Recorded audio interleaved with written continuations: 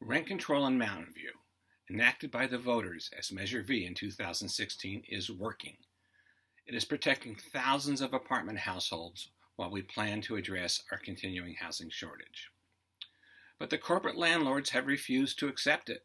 They took it to court and lost. And then in 2018, in April, the apartment association started paying signature gatherers $40 per signature on a proposed ballot measure that I labeled the sneaky repeal, because it would have suspended protection whenever the vacancy rate of covered apartment units exceeded 3%. The vacancy rate is always above 3%.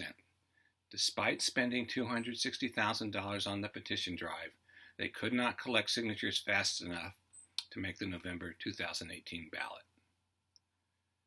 In 2019, the City Council majority, including the incumbents in this year's election, proposed Measure D, which also would have weakened our rent control law.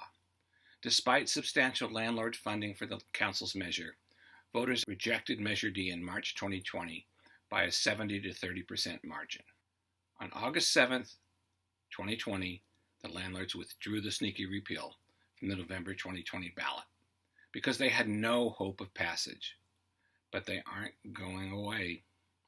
I expect them to make large independent expenditures on behalf of the three candidates who supported Measure D, in the hope that the Council will again appoint to the Rental Housing Committee people who do not believe in rent control. We need a council that supports rent control, not just to appoint Rental Housing Committee members who will fairly implement Measure V, but also to extend protections to mobile home residents, people who were denied protection by a rental housing committee that was dominated by opponents of Measure V. I'm Lenny Siegel, and I not only approve this message, I wrote it.